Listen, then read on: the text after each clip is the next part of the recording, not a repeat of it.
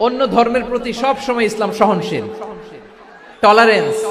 যদি আপনি দেখতে চান ইসলামের নবী বিশ্ব নবীর দিকে তাকান। আমরা তো সংখ্যালঘুদের রাইটস প্রোটেক্ট করার জন্য কত আইন বানাই, কত বৈঠক করি, কত সংবাদ সম্মেলন করি। বিষ্ণু সাল্লাল্লাহু আলাইহি ওয়াসাল্লাম সংখ্যালঘুদের রাইটস এর ব্যাপারে, অধিকারের ব্যাপারে যে কথা বলেছেন, শুনলে আপনি অবাক হয়ে যাবেন। আপনি নামাজি, আপনি মুসল্লি, আপনি হাজী সাহেব, তাহাজ্জুদ পড়তে পড়তে কপালে দাগ ফেলে দিছেন। আপনার প্রতিবেশী হিন্দু, ভাবছেন আমার তো পাওয়ার আছে, ওর জমিটা দখল করি। খবরদার, বিশ্বনবী বলেন কোন সংখ্যালঘুর উপর যদি কেউ আক্রমণ করে, তার প্রাপ্য তাকে না দিয়ে যদি তাকে ঠকায়, তার উপর জুলুম করে, তার সম্পদ যদি কেড়ে নেয়, আমি নবী, তুমি মুসলিম হইতে পারো, মুসল্লি হইতে পারো, তার পক্ষে তোমার বিপক্ষে আল্লাহর দরবারে বাদী হয়ে দাঁড়াবো। এখানেই শেষ নয়, বিশ্বনবী বলেন মান কাতালা মুআহাদান, বুখারীর বর্ণনা, মান কাতালা মুআহাদান লাম ইয়ারাহ রাইহাতাল জান্নাহ। অন্যায় ভাবে কোন মুসলিম যদি কোন সংখ্যালঘুরে হত্যা করে, জান্নাতে যাওয়া তো দূরের কথা, ওই মুসলিম জান্নাতের ঘ্রাণও পাবে না। যে আল্লাহ বিশ্বাস করে আর আখিরাতে বিশ্বাস করে, সেজন্য প্রতিবেশীর সাথে ভালো আচরণ করে। প্রতিবেশী আস্তিক হোক নাস্তিক হোক, প্রতিবেশী মুমিন হোক মুশরিক হোক, প্রতিবেশী হইলেই তার সাথে ভালো আচরণের দরকার আছে না নাই? আজকে যে টপিকের উপর আমি কথা বলবো, টপিকটা হচ্ছে peaceful coexistence and communal harmony, শান্তিপূর্ণ সহাবস্থান এবং সাম্প্রদায়িক সম্প্রীতি। আমাদের বাংলাদেশে সাম্প্রদায়িক সম্প্রীতি আছে না নাই? আবহমান কাল থেকে আমরা মুসলিম, হিন্দু, বৌদ্ধ, খ্রিস্টান, পাহাড়ি, নৃগোষ্ঠী মিলেমিশে একাকার, আমরা সবাই মিলে বাংলাদেশ। আমাদের পারস্পরিক সম্প্রীতি, ভালোবাসা, সৌহার্দ্যপূর্ণ আচরণ, বোঝাপড়া, এটা বেশ মজবুত। তবে মাঝে মাঝে আমাদের এই সম্প্রীতির ভেতরে অনেকে ফাটল ধরাতে চায়। আমরা যে সুখে আছি, শান্তিতে আছে, এটা অনেকের ভালো লাগে না। আমাদের মধ্যে সাম্প্রদায়িক সম্প্রীতি, সৌহার্দ্যপূর্ণ আচরণ, ভালোবাসা, এটা আবহমান কাল ধরে আছে। তার প্রমাণ, আমরা তাফসিরুল মাহফিলের আয়োজন করলে আমাদের হিন্দু ভাইরা ডিস্টার্ব করে না, ঠিক কিনা? এবং আমি যদি বলি হাত তোলেন, হিন্দু ধর্মের কারা কারা এসেছেন, কত শত কত হাজার যে হাত উঠবে, আপনি অবাক হয়ে যাবেন। আমি চাচ্ছি না হাত উঠাতে। So it's our responsibility to present our religion to our non-Muslim brothers and sisters. আমাদের অমুসলিম ভাই বোনদের কাছে ইসলামের সৌন্দর্য তুলে ধরা, এটা আমাদের দায়িত্ব। We all are the ambassador of Islam. আমরা প্রত্যেকে দায়িত্বশীল, আমরা প্রত্যেকে এক একজন ইসলামের অ্যাম্বাসেডর। আলহামদুলিল্লাহ বলেন। সো আমরা যেন ইসলামের বিউটিটাকে তুলে ধরতে পারি এবং এই যে সম্প্রীতি, এটাকে যেন আমরা অটুট রাখতে পারি। আদতে আদতে বাংলাদেশের ইতিহাস বলে আমাদের দেশে কোনো দাঙ্গা নাই, আছে? আমরা ভাই ভাই, আওয়াজ করে বলুন তো, আমরা কি ভাই ভাই? কিন্তু কিছু দুষ্ট লোক আছে, তারা আমাদের সম্পর্কের মধ্যে ফাটল ধরাতে চায়, মাঝে মাঝে ঝগড়া লাগাতে চায়। দেখবেন পত্রপত্রিকায় দেখা যায় বিভিন্ন ধর্মীয় উপাসনালয়গুলোতে হামলা চালানো হয়। এগুলো রাজনৈতিক উদ্দেশ্য প্রণোদিত, এগুলোর সাথে ইসলামের কোনো সম্পর্ক নাই। এজন্য এই দুর্বৃত্তদের ব্যাপারে আমাদের সাবধান থাকতে হবে, আমরা সংঘবদ্ধ থাকবো। এই যে আমাদের পিসফুল কোএক্সিস্টেন্স, শান্তিপূর্ণ সহাবস্থান, যেদিন হিন্দুদের পূজা অনুষ্ঠান, আমরা ওই দিন তাফসির মাহফিল করি না, ঠিক কিনা বলেন? যেদিন আমাদের তাফসিরুল কোরআনের প্রোগ্রাম, ওই দিন আমাদের হিন্দু ভাইরা ডিস্টার্ব করে না। সুবহানাল্লাহ। হিন্দুদের পূজা অনুষ্ঠানে আইন শৃঙ্খলা বাহিনীর পাশাপাশি মাদ্রাসার ছাত্ররা যে সেখানে পাহারা দেয়। গোটা পৃথিবীতে এই দৃষ্টান্ত আপনি পাবেন। মাদ্রাসার ছাত্ররা, তারা তো কোরআনের ধারক, তারা হাদিসের ধারক, তারা কেন মন্দির পাহারা দিবে? এই সম্প্রীতিকে ধরে রাখার জন্য, এই সৌহার্দ্যকে ধরে রাখার জন্য, আমাদের পারস্পরিক ভালোবাসাকে অটুট রাখার জন্য। এখন বলেন, আমাদের এই ভালোবাসা অটুট থাক, আমরা চাই কি চাই না? আল্লাহ এই দেশকে তুমি বরকতময় করো, বাংলাদেশকে তুমি শান্তিময় করো। প্রিয় ভাইরা, আমি বলেছিলাম আমার আলোচনার বিষয় হচ্ছে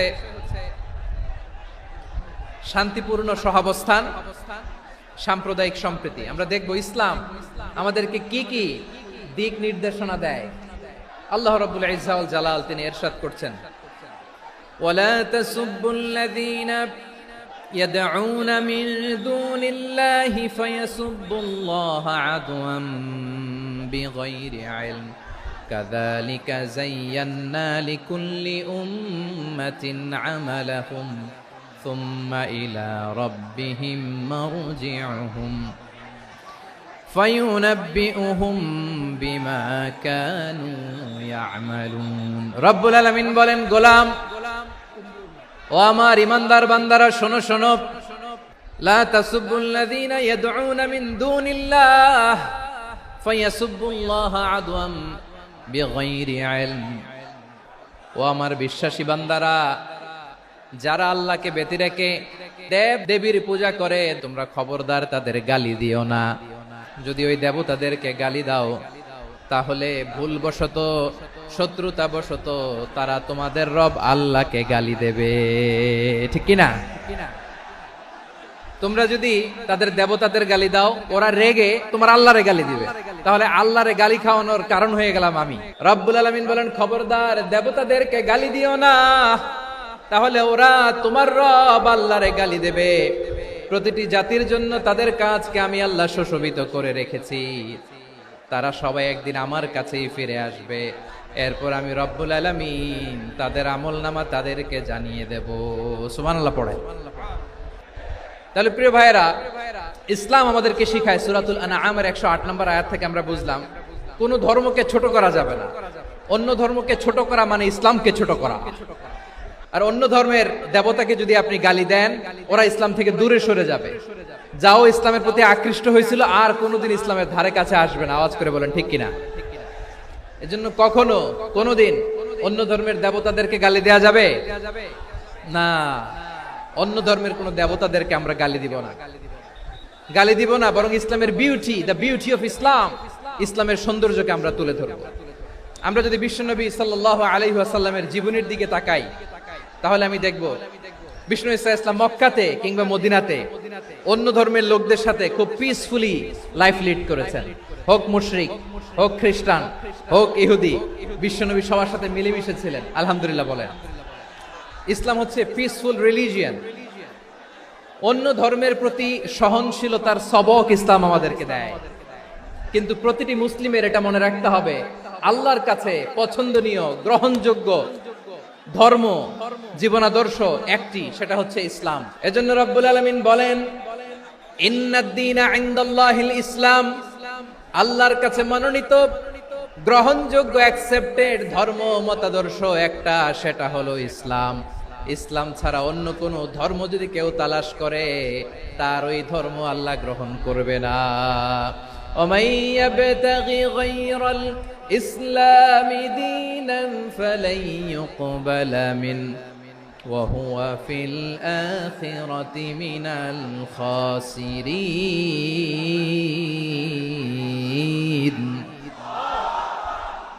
Whoever seek anything except Islam that won't be accepted from him and he will be loser in the day of judgment কিয়ামতের দিন ইসলাম ছাড়া কেউ যদি অন্য কোন ধর্ম তালাশ করেছে দুনিয়াতে তার এই মতাদর্শ গ্রহণ করা হবে না and he will be loser ক্ষতিগ্রস্ত হাই কোম্পানির ম্যানেজার ওর আমও শেষ সালাও শেষ প্রত্যেক নামাজ শেষে আমরা আল্লাহরে বলি আল্লাহ রাদিতু বিল্লাহি রাব্বা ওয়া বিল ইসলামি দীনা ওয়া বি মুহাম্মাদিন নাবিয়ান ওয়া রাসূলা ও আল্লাহ তোমারে রব হিসেবে পেয়ে আমরা খুশি ও আল্লাহ ইসলামকে ধর্ম হিসেবে পেয়ে আমরা খুশি বিশ্বনবীকে আমাদের রাসূল পেয়ে আমরা খুশি ইসলাম ছাড়া অন্য কোনো ধর্ম আমরা গ্রহণ করব না আল্লাহর কাছে অ্যাকসেপ্টেড রিলিজিয়ন একটা সেটা ইসলাম তো বিশ্বনবী সাল্লাল্লাহু আলাইহি ওয়াসাল্লাম মক্কাতে কিংবা মদিনাতে খুব পিসফুলি এক্সিস্ট করেছেন যে কোনো ধর্মের সাথে মিলেমিশে চলেছেন তার প্রমাণ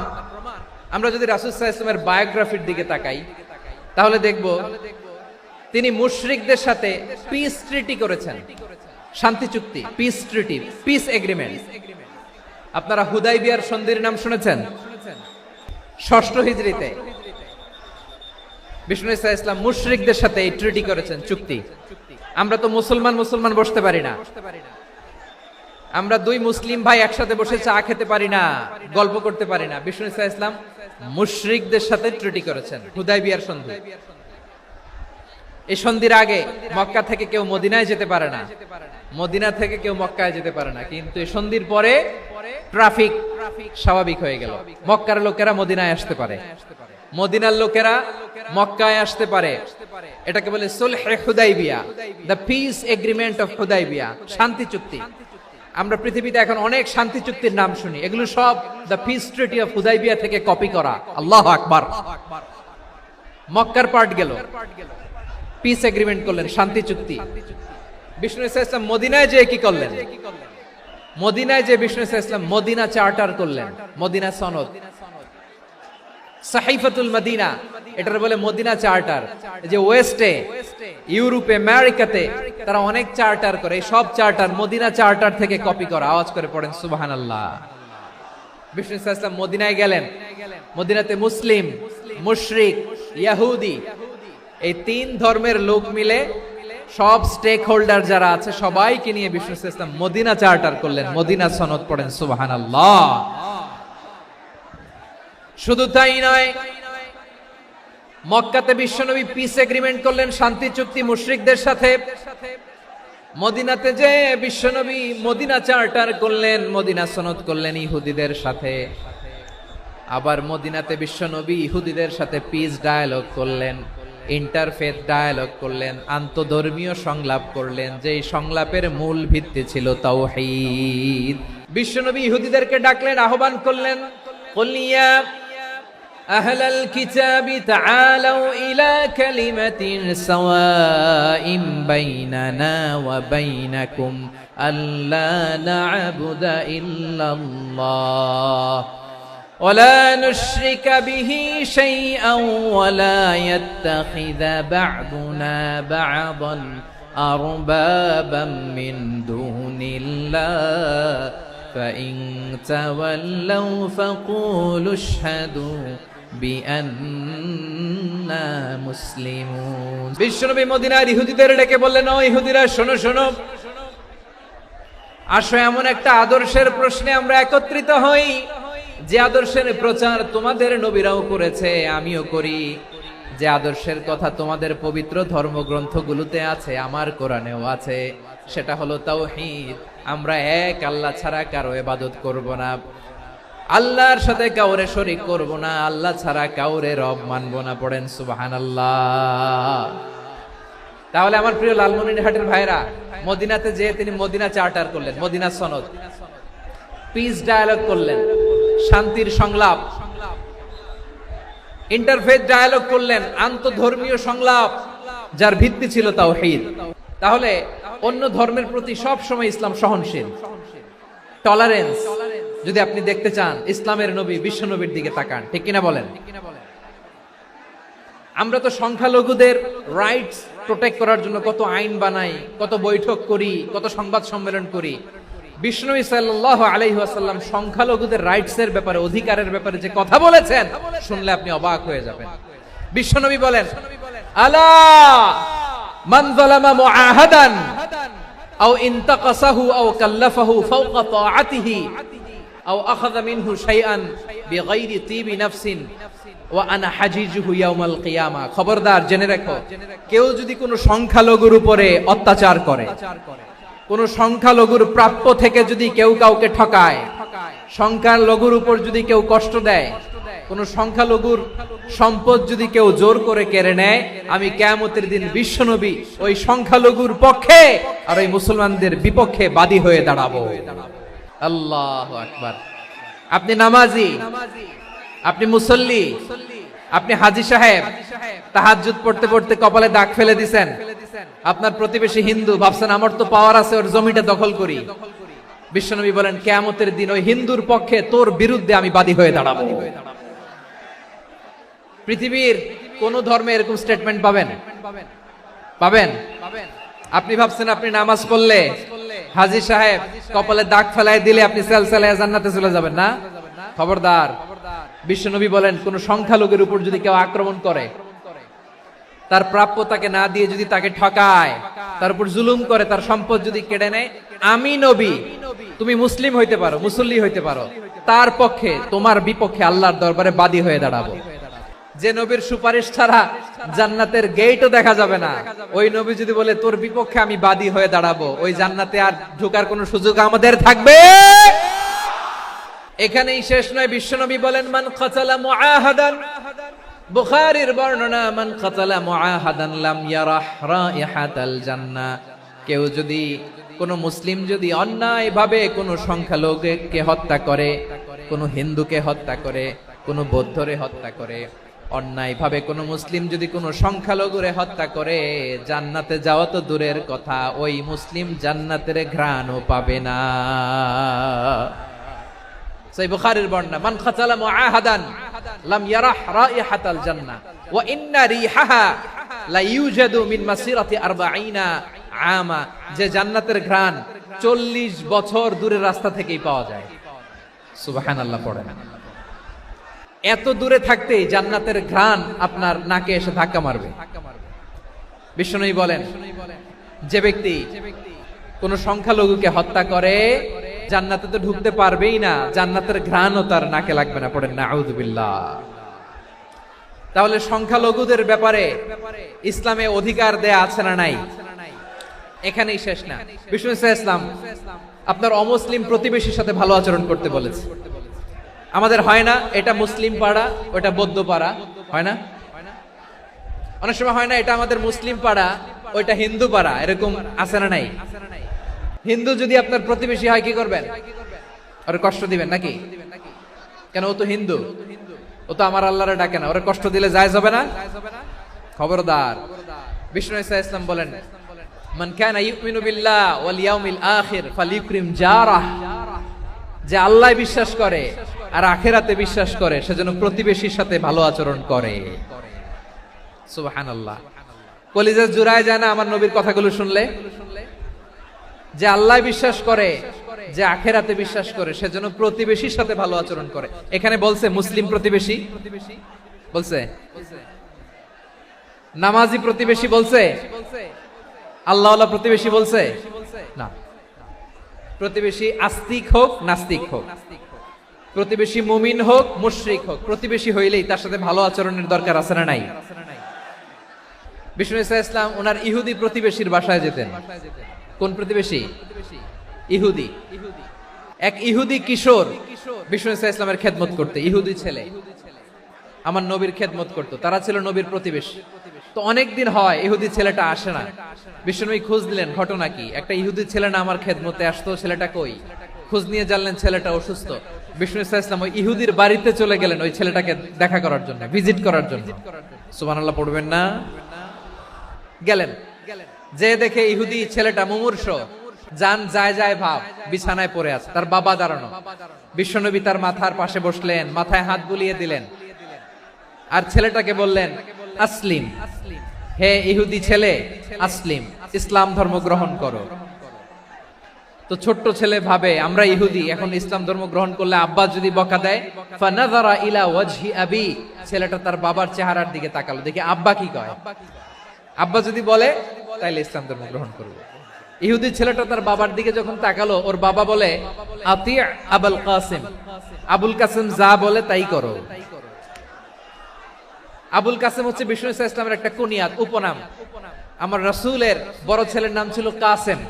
যেমন দেখবেন আমাদের এলাকায় কারো ছেলের বড় ছেলের নাম যদি হয় আব্দুল্লাহ, এরা আব্দুল্লাহর বাপ বলে ডাকে। কারো বড় মেয়ের নাম যদি হয় ফাতেমা, এরা কি ডাকে? ফাতেমার বাপ বলে না? তো বিষ্ণু ইসলামের বড় ছেলের নাম ছিল কাসেম। ইহুদি বাবা বলল আতি আবুল কাসেম, আবুল কাসেম যা বলে তাই শোনো, মানে মোহাম্মদ যা বলে তাই শোনো। এই কথা শুনে ছেলে সাহস পাইছে, ছেলে আবার পড়তে আরম্ভ করলো আশহাদু আল্লাহ ইলাহা ইল্লাল্লাহ ওয়া আশহাদু আন্না মুহাম্মাদার রাসূলুল্লাহ। পড়েন আল্লাহু আকবার। বিশ্বনবীর আহ্বান শুনে ওই আহ্বানে সাড়া দিয়ে ইহুদি ছেলে শাহাদা পড়ে মুসলমান হয়ে গেল। তার হৃদয়টারে ইমানের নূর দিয়ে আলোকিত করে দিল কে? প্রিয় ভাইরা, এবার রাসূল সাল্লাল্লাহু আলাইহি ওয়াসাল্লাম বের হয়ে আসলেন ঘর থেকে, আর বললেন আলহামদুলিল্লাহিল্লাযী আনকাযাহু মিনান নার। প্রশংসা সে আল্লাহর, যে আল্লাহ জাহান্নামে চলে যাচ্ছিল প্রায় এমন একটা লোককে মুহূর্তের মধ্যে কালেমায়ে শাহাদাতের বদৌলতে জান্নাতি বানায় দিলেন। আওয়াজ করে পড়েন সুবহানাল্লাহ। এই হাদিস থেকে আমরা কি শিখলাম? What is the moral of the story, 1 number story হলো প্রতিবেশী ইহুদি হোক হিন্দু হোক যাবেন, সুসম্পর্ক রাখবেন, উপহার দিবেন, বিপদে পাশে দাঁড়াবেন, তাইলেই তো আপনাদের প্রতি মুসলমানদের প্রতি তারা আকৃষ্ট হবে, ঠিক কিনা বলেন? আপনি যদি হিন্দুদের সাথে বৌদ্ধদের সাথে নাই মিশেন, নাস্তিকের কাছে নাই যান, তো ইসলামের সৌন্দর্যটা ওরা বুঝবে কেমনে?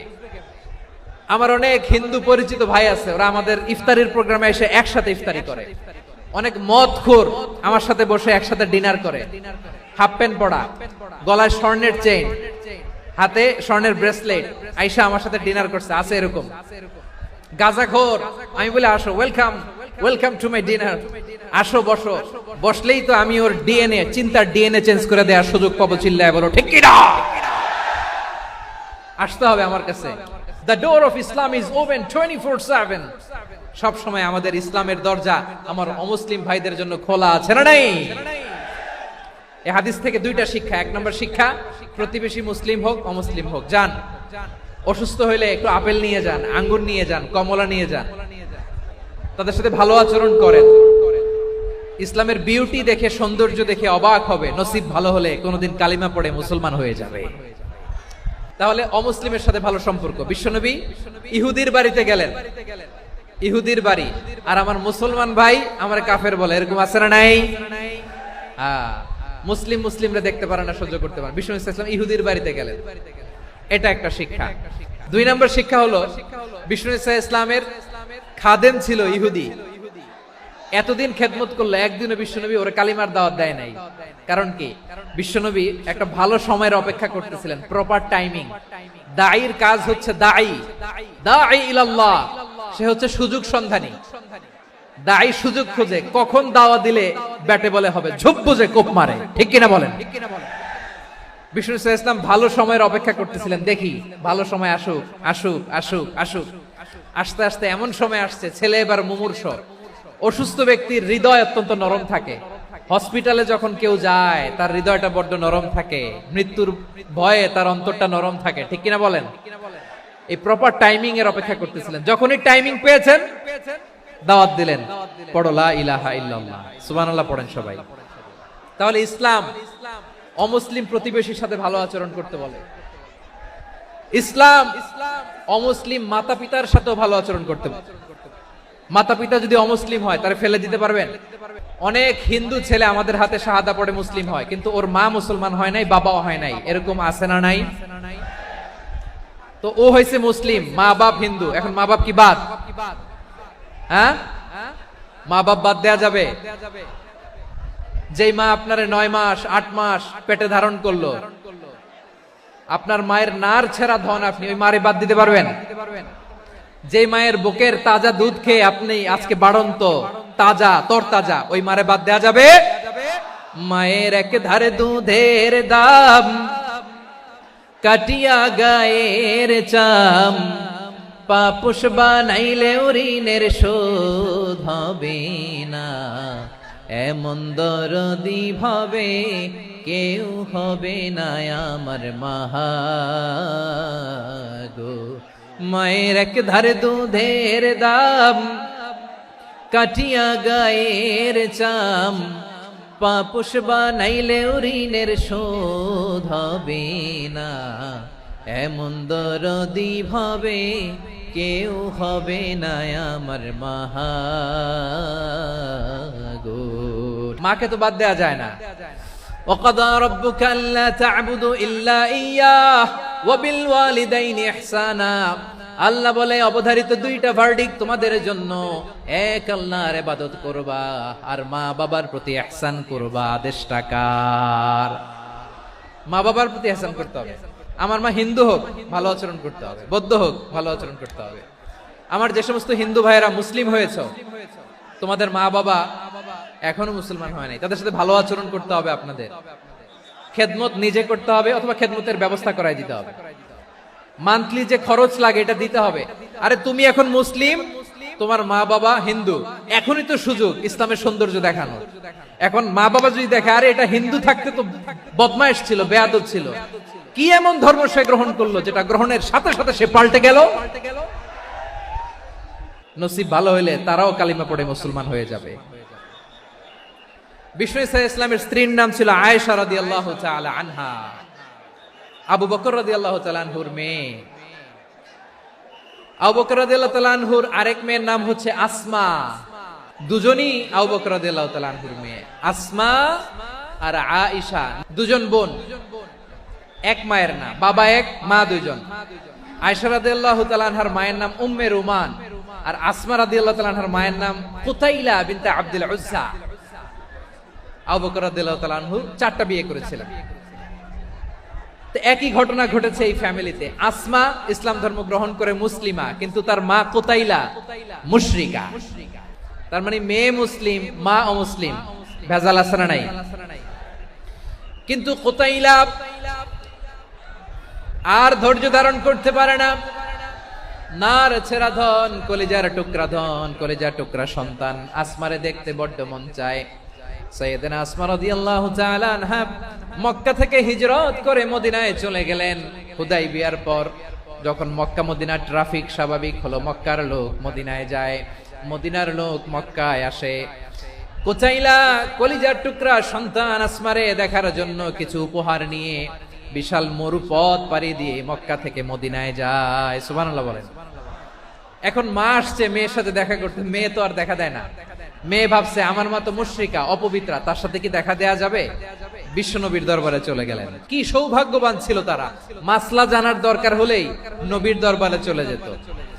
ঘরে বউয়ের সাথে ঝগড়া হলে নবীর দরবারে চলে যেত। অনেক সাহাবী বলে আমার পেটে ক্ষুধা লাগলো আমি নবীর কাছে চলে যেতাম, কারণ নবীর চেহারার দিকে তাকালেই আমার পেটের ক্ষুধা মিটে যেত। সাইয়েদনা আসমা রাদিয়াল্লাহু তাআলা আনহা বিশ্বনবীর কাছে চলে গেলেন, যে বললেন ইয়া রাসূলুল্লাহ ইয়া হাবিবাল্লাহ ইন্না উম্মি কাদিমাতুন ইলাইয়া ওয়া হিয়া রাগিবা। আমার মা মক্কা থেকে অনেক দূর মরুর পথ পাড়ি দিয়ে উপহার সামগ্রী নিয়ে মদিনায় আমার সাথে দেখা করতে এসেছে গো নবী। আমার জানতে বড্ড ইচ্ছে হয় আমি আমার মুশরিকা দেখা করতে পারবো কিনা। আফা আসিলুহা, আগে যেমনি আমি আমার মায়ের সাথে ভালো আচরণ করতাম, যেমনি আমি আমার মায়ের সাথে সদাচরণ করতাম গো নবী, এখন আমি মুসলিমা, মা মুশরিকা, এখনো কি আগের মতো সদাচরণ করতে পারবো নাকি? বিশ্বনবী বললেন নাম সিলিহা, হ্যাঁ রে আসমা, অবশ্যই অবশ্যই, আগে ঠিক যেমন তুমি তোমার মায়ের সাথে ভালো আচরণ করতে, এখনো তেমনি আগের মতো ভালো আচরণ করবা। কি ইসলাম আমরা পেয়েছি! কত ব্রড মাইন্ডেড আমাদের ইসলাম, কত ওপেন মাইন্ডেড ইসলাম, কত ওপেন আপ করতে পারে, চিন্তা করতে পারেন? বিষ্ণু বললেন হ্যাঁ অবশ্যই, নাম সুলিহা, আগে যেমনি ভালো আচরণ করছো আসমা, এখন ওইরকমই করো, পারলে আরো বাড়ায় করো। তাহলে আমার যে হিন্দু ভাইয়েরা, হিন্দু বোনেরা, ইমানের দৌলতে আপনি ধন্য হয়েছেন, আপনার আম্মা আব্বা এখনো মুসলমান হয় নাই, তাদের জন্য দোয়া করেন, আল্লাহ যেন তাদেরকেও ইমানের দৌলত দান করে। এখন বলেন ইসলাম কি ন্যারো মাইন্ডেড রিলিজিয়ান না ব্রড মাইন্ডেড? কতটা ব্রড মাইন্ডেড দেখেন।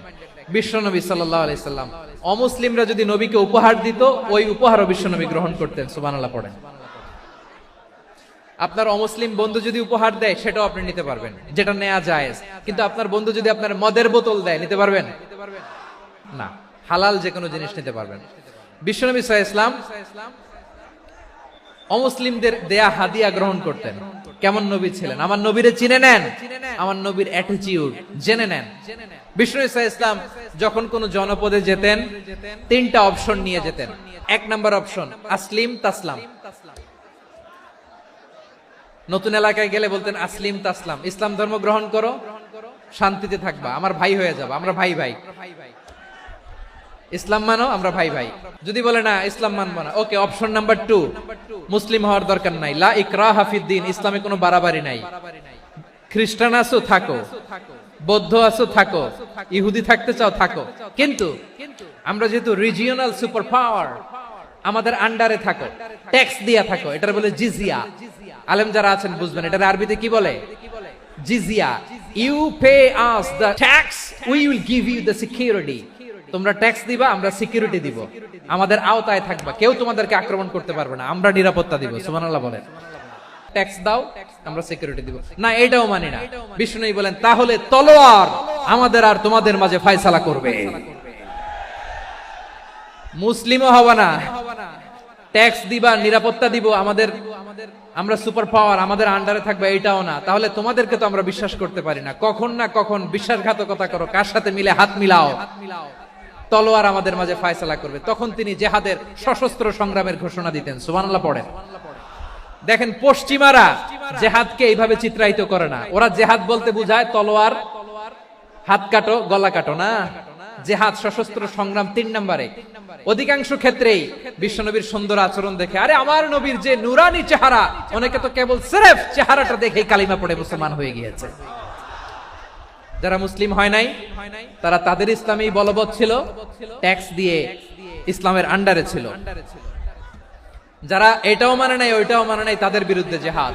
বিষ্ণু ইসলাম 7ম হিজরিতে যখন খায়বার বিজয়ের পরে ইসলাম রিজিওনাল সুপার পাওয়ার হিসেবে আত্মপ্রকাশ করলো, বিশ্বনবী চিঠি লিখলেন অন্যান্য সুপার পাওয়ারের কাছে, রাষ্ট্রীয় চিঠি লেখে এক রাষ্ট্রপ্রধান আরেক রাষ্ট্রপ্রধানের কাছে। এই যে 24-এর ছাত্র নাগরিক অভ্যুত্থানে, এই অভ্যুত্থান যখন শুরু হয়, আমি তখন সাউথ আফ্রিকাতে একটা স্ট্যাটাস দিয়েছিলাম, কোটা নয় গোটা দেশ সংস্কার করা লাগবে।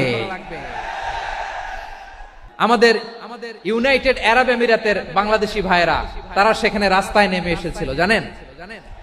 ওইখানে ডেমনস্ট্রেশন করা যায় না, সেখানকার সরকার তাদেরকে যাবজ্জীবন দিয়েছিল। তখন আমাদের এই যে প্রধান উপদেষ্টা ডক্টর মোহাম্মদ ইউনূস সরাসরি G2G বলে, এটারে G2G, government to government, G2G, উনি চিঠি লিখলেন যে তাদেরকে, ইউর হাইনেস, হে সম্মানিত আমির, আপনি আমার এই চিঠির কারণে আমার সম্মানে এই 53 জন বাংলাদেশিকে মাফ করে দেন।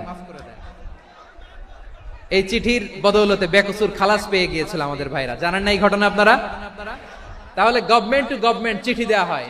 7ম হিজরিতে বিষ্ণু ইসলাম সব সুপার পাওয়ারের কাছে চিঠি দিলেন, রোমান সম্রাটের কাছে, পারস্য অধিপতির কাছে, মিশরের অধিপতির কাছে, সবার কাছে চিঠি লিখলেন।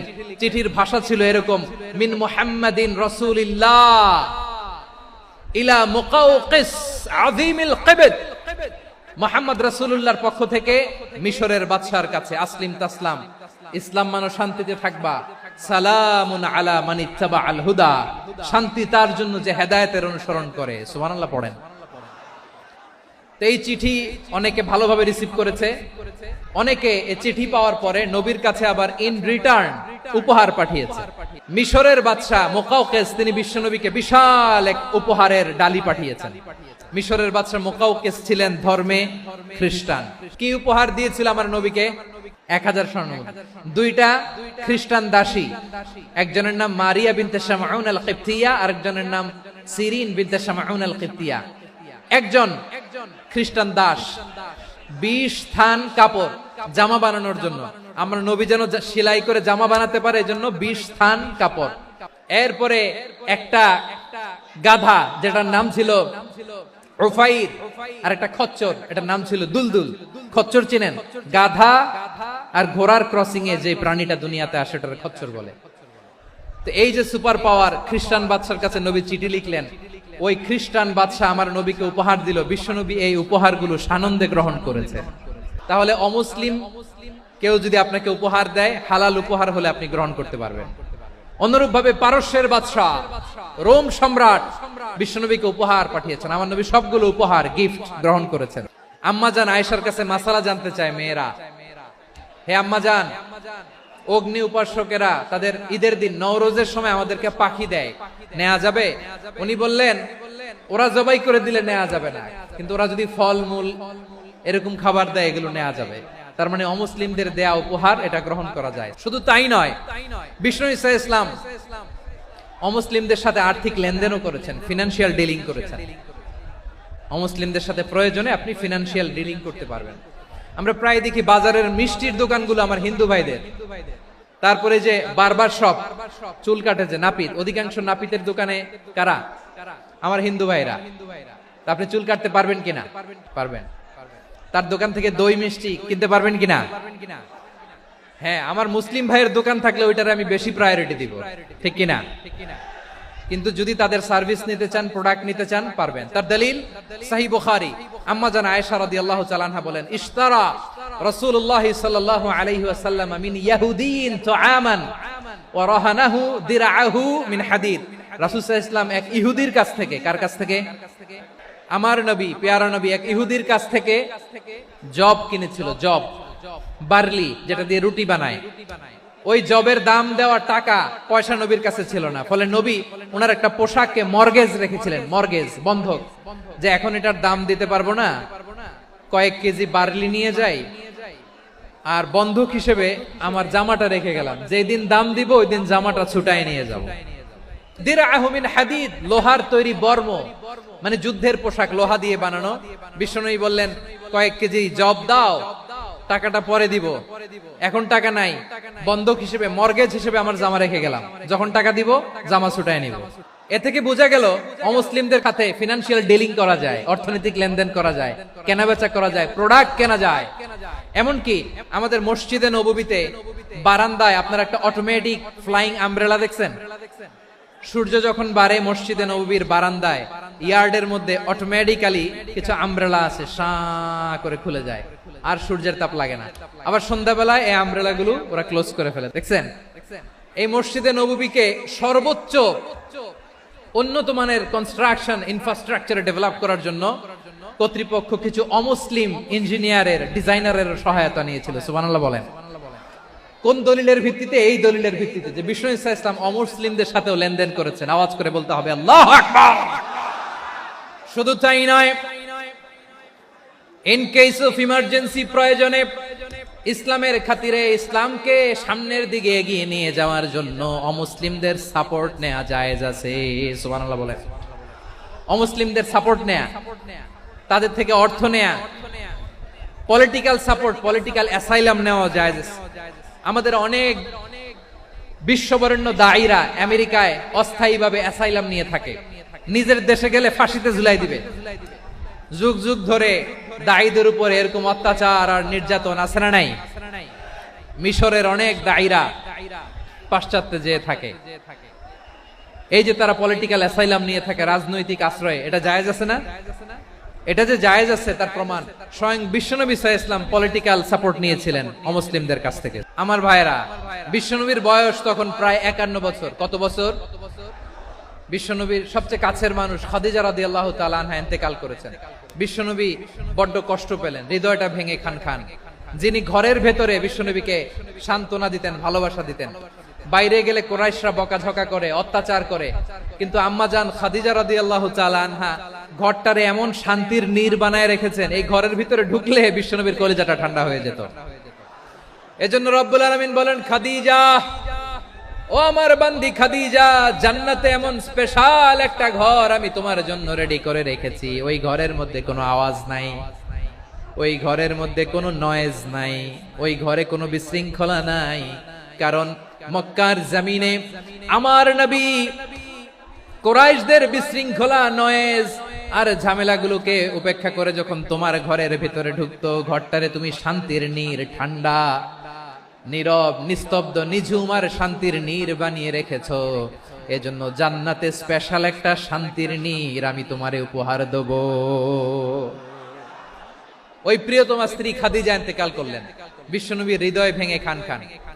আবার ওনার চাচা আবু তালেব ইন্তেকাল করলেন, যিনি পলিটিক্যাল শেল্টার দিতেন নবীকে। আবু তালেবের ভয়ে, বিশ্বনবীর এই চাচার ভয়ে কোন মুশরিক নবীর গায়ে হাত দেওয়ার সাহস পায় নাই। এখন স্ত্রীও নাই, চাচাও নাই, নবীকে আশ্রয় দেওয়ার কেউ নাই।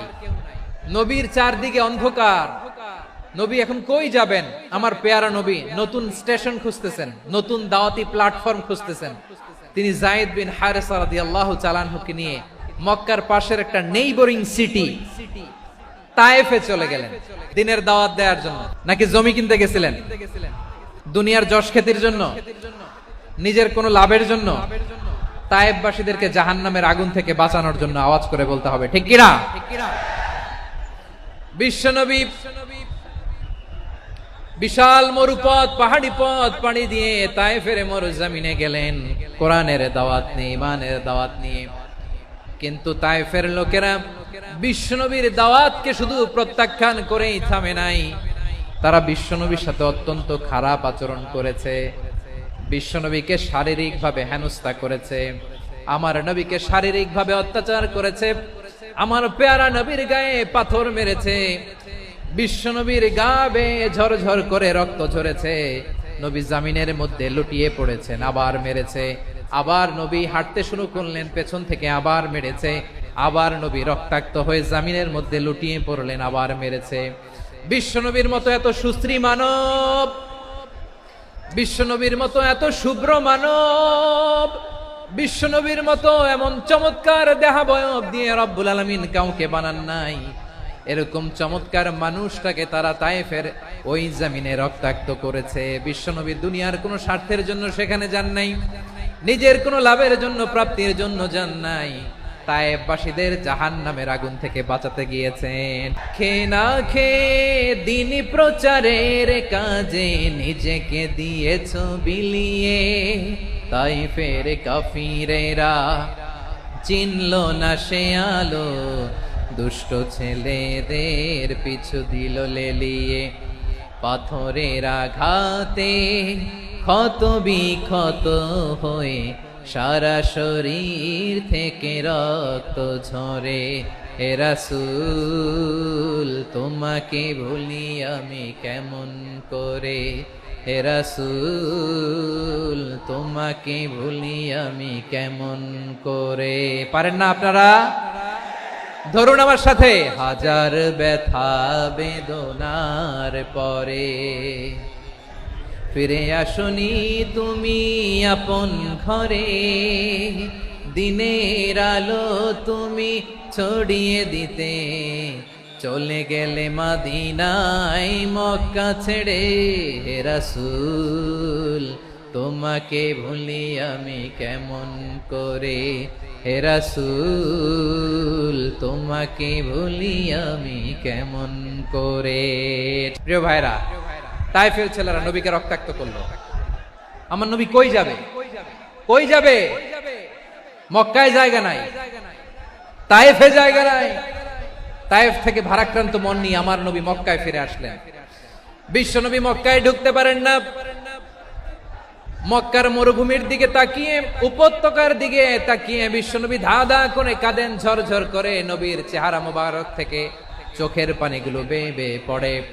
আমার জন্মস্থান, আমার শৈশব, কৈশোর, যৌবন কেটেছে এই মক্কায়, আমার এলাকায় আমি ঢুকতে পারি না। বিশ্বনবী মক্কার অনতি দূরে দাঁড়িয়ে জায়েদকে পাঠালেন, জায়েদ যাও দেখো কেউ আমাকে সাপোর্ট করার মতো আছে কিনা, যাও অমুকের কাছে যাও। জায়েদ গেলেন, তারাও প্রত্যাখ্যান করে ফিরিয়ে দেয়। বিশ্বনবী বললেন যাও অমুক লোকের কাছে যাও, তিনিও প্রত্যাখ্যান করে ফিরিয়ে দিলেন। কেউ বিশ্বনবীকে আশ্রয় দিতে রাজি হয় না। নিজ জন্মভূমিতে বিতাড়িত বিশ্বনবী, সর্বশেষ বিশ্বনবী বললেন যাও মুতঈম ইবনে আদির ঘরে যাও। মুতঈম ইবনে আদি মুশরিক, তার কাছে যাও। গেলেন, মুতঈম ইবনে আদি রাজি হয়ে গেল। দেখেন অনেক বিপদের সময়ও আমি নিজে সাক্ষী, সামাজিক ভাবে, রাজনৈতিক ভাবে কত ঝঞ্ঝা, কত ষড়যন্ত্র, কত কনস্পাইরেসি পারি দিয়ে আমাদেরকে সামনে এগিয়ে যেতে হয়। এই শত্রুদের ভেতরেও একজনকে দাঁড় করিয়ে দেয় যে আল্লাহর কোরআনের জন্য রেডি হয়ে যায়। পড়েন সুবহানাল্লাহ। মুতঈম ইবনে আদি, আল্লাহ তার মনকে নরম করে দিলেন। মুতঈম বলে মুহাম্মদ আমি তোমাকে আশ্রয় দিব। তার দুই ছেলেকে পাঠালেন, যাও খোলা তলোয়ার নিয়ে, স্কট দিয়ে, গার্ড অফ অনার দিয়ে মুহাম্মদকে মক্কায় ঢুকাও, আর বলো আমি আমান দেব। আমান কি দিব? আমান মানে সিকিউরিটি, নিরাপত্তা। সিকিউরিটি ছাড়া, আমান দেওয়া ছাড়া কেউ থাকতে পারতো না মক্কায়। দুই ছেলে বিষ্ণু ইসা ইসলামকে নিয়ে আসলো। নবী কাবার চারদিকে তাওয়াফ করলেন, নামাজ পড়লেন। আবু জাহেল, উতবা, শাইবা, ওয়ালিদ ইবনে মুগীরা সবাই দেখে, কেউ কিছু করতে পারে না। কারণ মুতঈম ইবনে আদি ঘোষণা দিয়েছেন আমি মুহাম্মদকে আমান দিয়েছি, মুহাম্মদের গায়ে যেন কেউ স্পর্শ না করে। আওয়াজ করে পড়েন সুবহানাল্লাহ। নবীর এই বিপদ কালে মুহূর্তে মুতঈমের হৃদয়টারে নরম করে দিল কে? এই মুতঈম কি মুসলিম ছিল না মুশরিক? তাহলে মুশরিকের কাছ থেকে নবী পলিটিক্যাল অ্যাসাইলাম, আধুনিক রাষ্ট্রবিজ্ঞানের ভাষায় পলিটিক্যাল অ্যাসাইলাম, যেটাকে বলে রাজনৈতিক আশ্রয়, উনার আমান বা নিরাপত্তার এই ঘোষণায় তিনি মক্কায় ঢুকলেন। যতদিন নিরাপত্তা ছিল ছিলেন। মুতঈম যখন মারা গেল, বিষ্ণু ইসলাম হিজরত করে মদিনায় চলে গেলেন। সুবহানাল্লাহ। কিন্তু মুতঈম যে বিশ্বনবীর উপকার করছে এটা বিশ্বনবী ভুলে নাই। আমাদের অনেকে আছে উপকার করার পরে আর খেয়াল থাকে না, এরকম আছে না নাই? আমার নবী ভুলে নাই। বদরের প্রান্তরে 70 জন কাফেরকে যখন বন্দী করে বিশ্বনবীর সামনে হাঁটু গেড়ে দাঁড় করানো হলো, বসানো হলো, 70 জন কাফের। কয়জন? বিশ্বনবী তাদের দিকে তাকিয়ে বললেন, সহিহ বুখারীর বর্ণনা, লাউ কানাল মুতঈম ইবনে আদি হাইয়ান সুম্মা কাল্লামানি হাউলা ইন্নাতনা লা তারাকতুহুম লাহু। বদরের প্রান্তরে 70 জন বন্দী কাফিরের দিকে তাকিয়ে আমার নবী বললেন, আজকে মুতঈম ইবনে আদি যদি বেঁচে থাকতো আর তোমাদের 70 জনের ব্যাপারে যদি মুতঈম এক বাক্যে একটা সুপারিশ করত, তার সম্মানে আজকে তোদের সবাইকে আমি মাফ করে দিতাম। বিশ্বনবী মুতঈমের এই সাহায্যের কথা বলে নাই। 70 জন মুশরিক হাঁটু গেড়ে বসা, নবী চাইলে এখনই এক্সিকিউশন অর্ডার দিতে পারে। তিনি বললেন, আজকে যদি মুতঈম বেঁচে থাকতো আর মুতঈম যদি তোদের জন্য সুপারিশ করতে, এই আবর্জনাগুলোর ব্যাপারে সুপারিশ করতে, আমি মুহূর্তেই তোদেরকে এমনি মাফ করে দিতাম। শুধু তাই নয়, যাকে যে সম্মান দেয়ার আমার নবী দিতেন, হোক আস্তিক হোক নাস্তিক, হোক মুসলিম হোক অমুসলিম। রোমান সম্রাটের কাছে বিশ্বনবী যখন চিঠি লিখলেন মিন মুহাম্মদ রাসূলিল্লাহ ইলা হিরাকলা আযীমির রোম, মুহাম্মদের পক্ষ থেকে হিরাক্লিয়াসের কাছে, যিনি হচ্ছেন আযীমির রোম, এটা নবী নিজ থেকে বানায় লিখছেন অতিরিক্ত সম্মান দিয়ে। কোন রাষ্ট্রপ্রধান যখন আসে তাদেরকে আমরা কি বলি জানেন? তার নামের শেষে HE এটা লিখতে হয়, H.E. মানে হিজ এক্সেলেন্সি। কি লেখে? হিজ এক্সেলেন্টি অথবা ইউর হাইনেস, ইউর ম্যাজেস্টি। দেখেন, বিশ্বনবী সাল্লাল্লাহু আলাইহি ওয়াসাল্লাম সব নবীদেরও নবী, তিনি একজন মুশরিক খ্রিস্টান সম্রাট, রোমান সম্রাটের কাছে চিঠি লিখতে যায়, লিখতেছে ইলা হিরাকলা আযীমির রোম, হিরাক্লিয়াসের কাছে আমার চিঠি, যিনি রোমের আযীম, হিজ হাইনেস, মানে রোমের অনেক সম্মানিত এক বাহাদুর। আওয়াজ করে বলেন সুবহানাল্লাহ। তার মানে যাকে যে সম্মান দেয়ার এটা বিশ্বনবী দিতেন। এমনকি যেই ইহুদিরা ভালো ছিল, এই ইহুদিদেরও প্রশংসা করেছেন বিশ্বনবী মুহাম্মদুর রাসূলুল্লাহ সাল্লাল্লাহু আলাইহি ওয়াসাল্লাম। এক ইহুদির প্রশংসা করেছেন বিশ্বনবী। ইহুদির কার? আমি তো আমার ভাইয়ের প্রশংসা করি না, আমি তো এক আলেম আরেক আলেমরে স্পেস দেই না, আমি তো এক দায়ী আরেক দায়ীর সাথে বসতে চাই না। আমার নবী ইহুদির প্রশংসা করে। কার প্রশংসা? ওই ইহুদির নাম ছিল মুখাইরিক। সিরাত গ্রন্থ ঘাটলে পাবেন। তিনি বলেছেন, মুখাইরিক খাইরু ইয়াহুদ, Mukhayriq is the best of the Jews. জুইশদের মধ্যে সে সবচেয়ে ভালো। কেন প্রশংসা করলেন তার? এর কারণ মদিনা চার্টারে কথা ছিল, সব ধর্মের মুসলিম মুশরিক ইহুদিরা মিলে মদিনাকে রক্ষা করবে। কিন্তু তৃতীয় হিজরিতে যখন উহুদের যুদ্ধ শুরু হলো, সবার কথা ছিল যেই আক্রমণ করে আমরা মদিনাকে বাঁচাবো। কোন শহরকে বাঁচাবো? মদিনাকে। কিন্তু কুরাইশরা যখন অ্যাটাক করলো, ইহুদিরা আর আসে না, ইহুদিরা আর বেরোয় না। বিষ্ণু বললেন, ওহে ইহুদিরা, তোমরা না চুক্তি করলে আমার সাথে যে মদিনা বাঁচাতে সবাই ঝাঁপিয়ে পড়বো, আসো। একটা ইহুদিও বেরোয় না, কেউ আসে না সেদিন, একজন ছাড়া। তার নাম মুখাইরেক। তার নাম কি? মুখাইরেক বাহাদুরের মতো ঘোড়সাওয়ার হয়ে বেরিয়ে গেলেন এবং বললেন, গোটা ইহুদি সাম্রাজ্যের একজনও যদি না আসে, আমি মুখাইরেককে কেউ ঘরে আটকে রাখতে পারবে না। বেরিয়ে আসলেন, এসে বললেন, আমি মুহাম্মদের পক্ষে যুদ্ধ করব।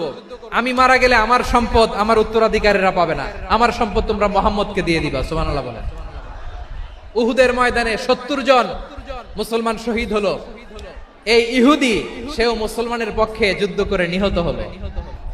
মুসলিমদের লাশ যখন নিয়ে আসা হলো, এই মুখাইরিকের লাশও নিয়ে আসা হলো।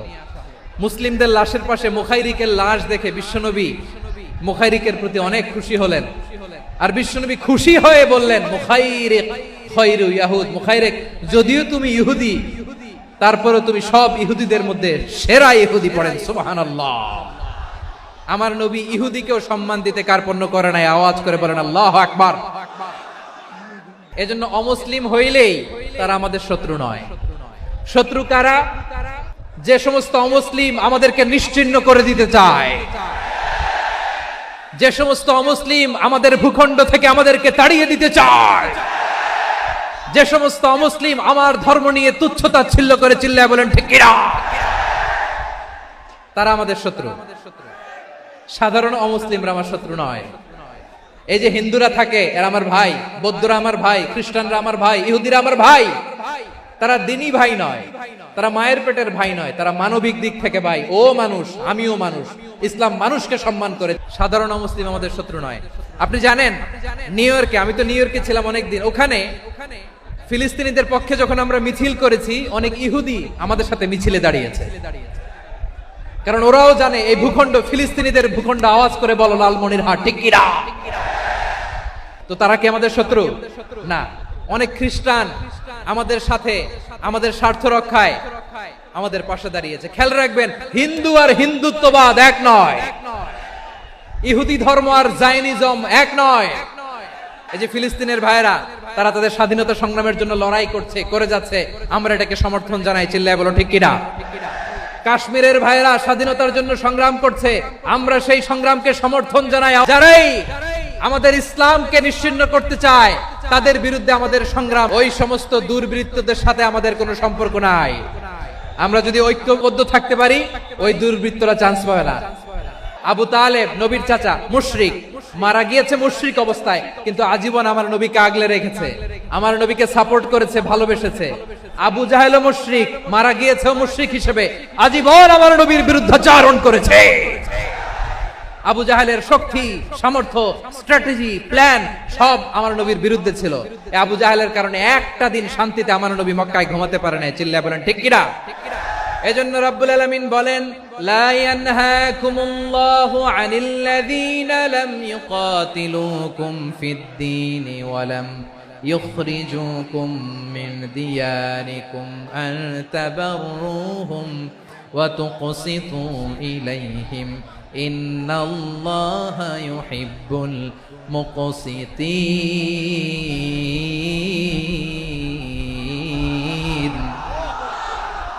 আল্লাহ বলে, গোলামেরা শোনো শোনো, যে সমস্ত অমুসলিম তোমাদের সাথে ধর্মযুদ্ধে লিপ্ত হয় না, তোমাদের বিরুদ্ধে যে সমস্ত অমুসলিম অস্ত্র ধরে না, যে সমস্ত মুসলিম তোমাদেরকে তোমাদের জন্মস্থান থেকে, ভূখণ্ড থেকে তাড়িয়ে দেয় না, তাদের সাথে ভালো আচরণ করতে আমি আল্লাহ নিষেধ করি নাই।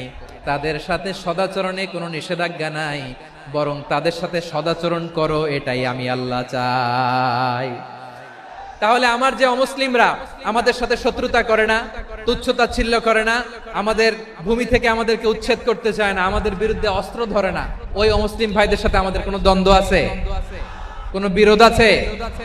বরং আছে ভালোবাসা। বরং আছে কি? এই ভালোবাসা দিয়ে আমরা বিশ্ব জয় করব। রাজি আছো মুসলমান? আমাদের পুঁজি ভালোবাসা। আমাদের পুঁজি কি? আমার এই পুরো আলোচনা থেকে দা রিলিজিয়াস কোএক্সিস্টেন্স, পিসফুল কোএক্সিস্টেন্স, শান্তিপূর্ণ সহাবস্থান, কমিউনাল হারমোনি, এই সাম্প্রদায়িক সম্প্রীতি, এই আলোচনা থেকে কি বুঝলেন? ইসলাম কি ন্যারো মাইন্ডেড না ব্রড মাইন্ডেড?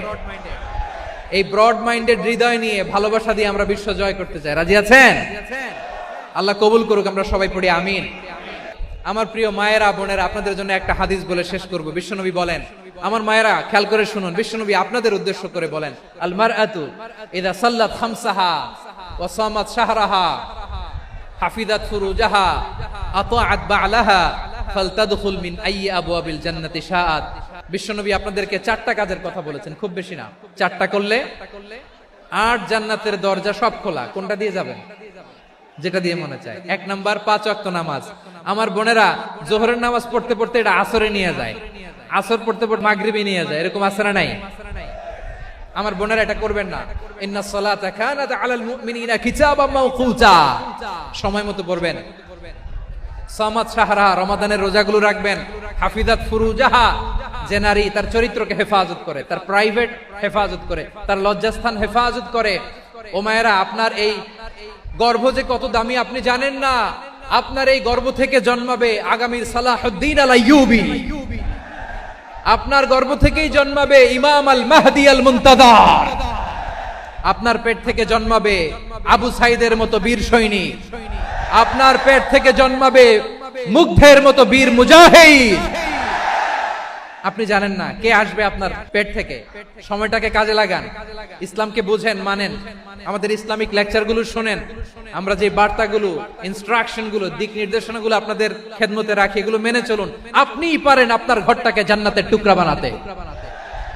একটা family it's a very big institution and you are the MD, the managing director of this institution. চিল্লায় বলেন ঠিক কিনা? চাইলেই পারেন ঘরটারে জান্নাতের টুকরা বানাতে। 5 ওয়াক্ত সালাত, রমাদানের রোজা, নিজের চরিত্রের হেফাজত, ওয়া আতাআত বালাহা, স্বামীর আনুগত্য। এটাতে অনেকে ভুল করে থাকে। হায় রে আমার বোনেরা, স্বামীর আনুগত্যকে এটা নিজের অপমান মনে করবেন না। আপনার স্বামী আপনার সবচেয়ে বড় গার্ডিয়ান, তিনি আপনার সবচেয়ে ভালো চায়। নারী কখনো গার্ডিয়ানশিপের বাইরে থাকতে পারে না। হয় আপনি বাবার গার্ডিয়ানশিপের ভেতরে, বাপ না থাকলে ভাই আপনার গার্ডিয়ান, ভাই না থাকলে চাচা গার্ডিয়ান, বিয়ের পরে আপনার স্বামী আপনার গার্ডিয়ান।